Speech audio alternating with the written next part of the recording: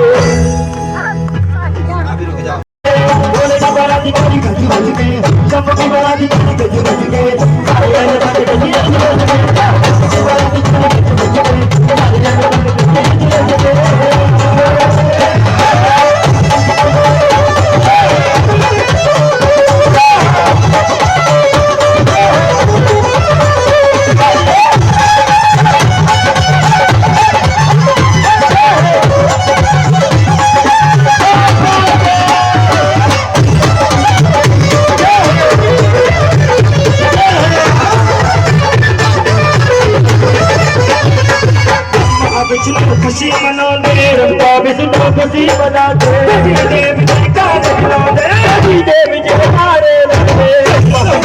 खुशी मनाते देव जयकारे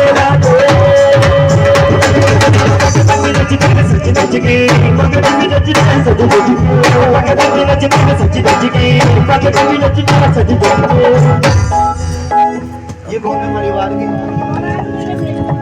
तुम जिठानी ये दौरानी मतलब 36 का आंकड़ा।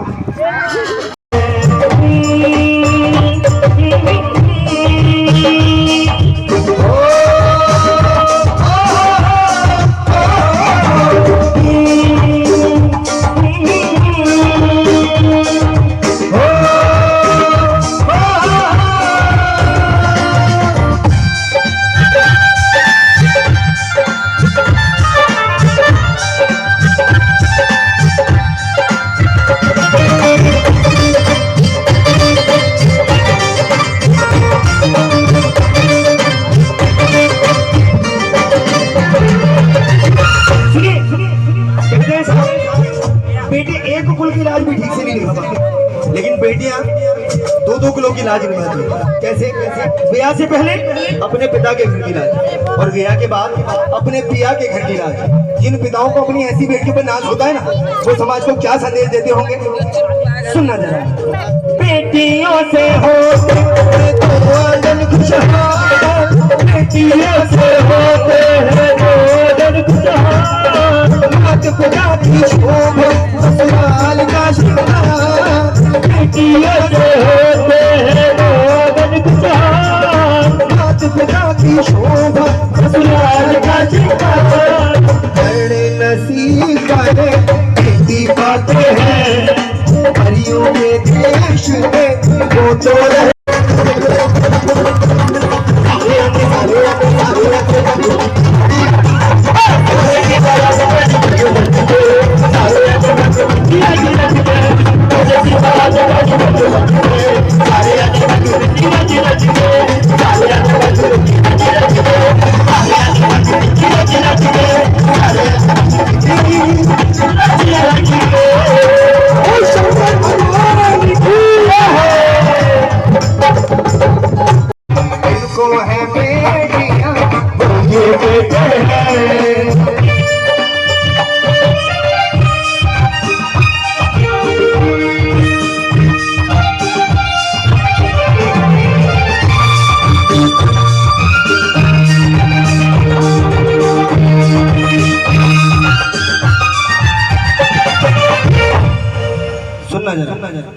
इस वजह से संबंधित सबसे अहम बात कहने जा रहा हूँ, जरा ध्यान से सुनिएगा। मैं सच कह रहा हूँ साहब, घर में अगर बेटे के ब्याह की बात भी हो जाए ना, सिर्फ बात, बेटे भूले नहीं समाते।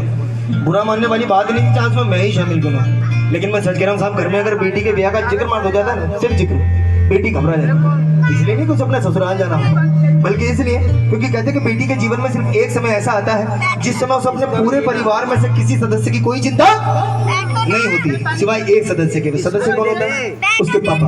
और वो समय कौन सा होता है?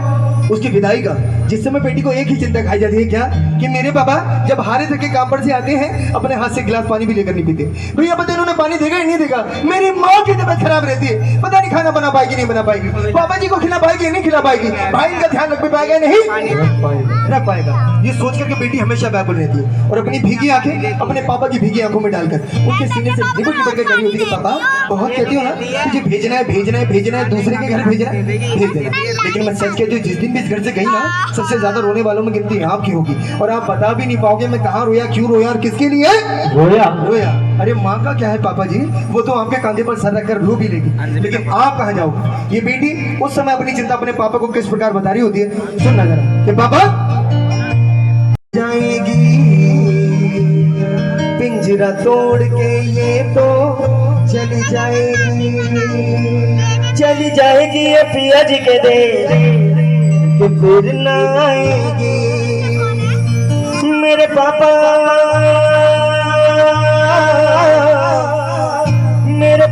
तो खड़े खड़े दो पे देखते रह जाओगे, चली जाऊंगी मैं पिया जी के दे कि फिर ना आऊंगी। रो रही होती, सिसक रही होती और अपने पापा से एक ही चिंता जता रही होती कि पापा नन्ही सी गुड़िया रहती मैं नन्ही सी कली,